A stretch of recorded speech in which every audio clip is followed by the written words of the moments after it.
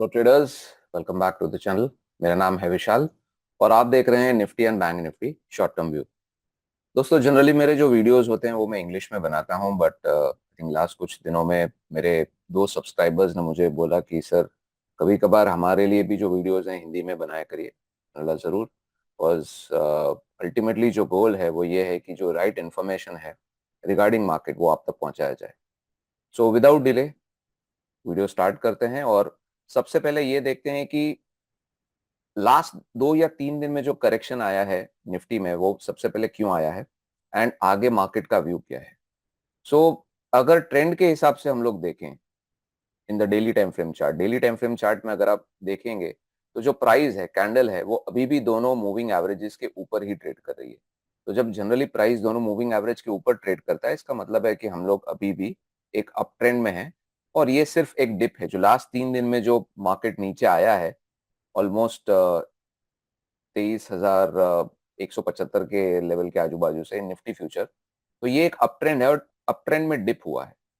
यहाँ पे थोड़ी सी परेशानी की बात यह है कि जिस तरह से प्राइस नीचे आया है वो थोड़ा सा वोलेटिलिटी उसमें ज्यादा है, यानी कि मोमेंटम ज्यादा है, यानी कि प्राइस जितना जल्दी नीचे आया बहुत जल्दी नीचे आ गया। उसके दो रीजन हैं। नंबर एक, जब भी लोकसभा इलेक्शन का रिजल्ट आता है उससे पहले थोड़ी सी वोलेटिलिटी मार्केट में आपको दिखेगी और ये बहुत ज्यादा नॉर्मल है। दूसरा जो रीजन है वो इसके लिए है, बहुत ही जल्द, आई थिंक अगर आप देखोगे डेली टाइम फ्रेम में तो 21 तारीख से लेके 23 तारीख के अंदर निफ्टी फ्यूचर 22,500 से करीबन 23,000, यानी कि 500 पॉइंट की रैली 3 दिन में आई थी। तो ये जो स्पीड में मार्केट ऊपर गया तो प्राइस जो थे वो मूविंग एवरेजेस से दूर हो गए और इसी वजह से हमने देखा कि प्राइस रिट्रेस कर रहा है। अगर हम थोड़ा सा आवरली टाइम फ्रेम चार्ट्स में देखें तो यहाँ पे मैंने देखिए ग्रीन कलर का बैंड बनाया है। तो ये जो बैंड है, प्राइस बैंड, ये एक्चुअली एक सपोर्ट बैंड है जिसका लेवल है 22,522 से लेके 22,686। तो ये जो पूरा सपोर्ट बैंड है, अगर प्राइस इसके नीचे क्लोज कर देता है आवरली टाइम फ्रेम चार्ट में एक बड़े रेड कैंडल के साथ और मोमेंटम नीचे की तरफ चलता ही जा रहा है, देन बोल सकते हैं कि थोड़ी सी दिक्कत आ सकती है मार्केट को नीचे की तरफ। और अगर ये सपोर्ट लेवल नहीं टूटता है, समझो कि कल मार्केट और नीचे आता है बट इस पूरे सपोर्ट लेवल के इस निचले स्तर को यानी कि 22,525 के नीचे क्लोज नहीं देता है, यहां से पूरा बाउंस बैक होकर मार्केट ऊपर चले जाता है और 23,000, 23,060, 70 के ऊपर कंटिन्यूसली सस्टेन करता है with proper big green candle यानी कि बड़े ग्रीन कैंडल के साथ, तो ये एक पॉजिटिव साइन रहेगा मार्केट के लिए। ठीक है, ये हो गया मेरा एनालिसिस निफ्टी के लिए।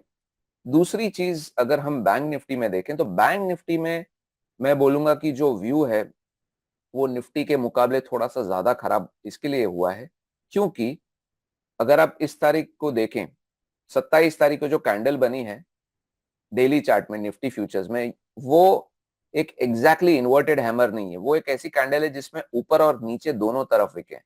बट अगर आप बैंक निफ्टी देखते हो तो 27 तारीख को ऊपर की तरफ बहुत बड़ा विक है, यानी कि शैडो बहुत बड़ा है, नीचे शैडो बहुत छोटा है। और ये एक इन्वर्टेड हैमर या तो शूटिंग स्टार बोल सकते हैं। और वो इसके लिए बना है क्योंकि जो प्रीवियस हाई था यहाँ पे डेली टाइम फ्रेम चार्ट में, ये वाला जो लेवल था वो रेजिस्टेंस दे रहा है। प्लस ऑब्वियसली अभी लोकसभा इलेक्शन का रिजल्ट आने वाला है तो उसकी वजह से आपको वोलेटिलिटी तो दिखेगी। और एक चीज मैं इस पर्टिकुलर चार्ट में देख पा रहा हूं कि जो आरएसआई है उसको हाईलाइट करना चाहूंगा आप सबके लिए। ये जो आरएसआई है जिस तरह से नीचे आया है वो काफी स्पीड से आया है। जनरली अगर मार्केट कंसोलिडेट करके ऊपर जाना वाला है तो आरएसआई नीचे से धीरे धीरे ऊपर आके फिर इस तरह से आरएसआई ऊपर जाता है। आप कभी भी ये मार्क करना, आप कभी भी एक अप ट्रेंड में देखिएगा कि आरएसआई किस हिसाब से नीचे आता है और कैसे ऊपर जाता है। ये यहाँ पे देखिए, यहाँ पे प्राइस ऊपर से नीचे आया फिर ऊपर गया। देखिए किस तरह से आरएसआई ऊपर नीचे यानी कि मोमेंटम कम होता जा रहा है और फिर रैली आ रही है। बट यहाँ पे आरएसआई जो है वो वन वे नीचे आ चुका है।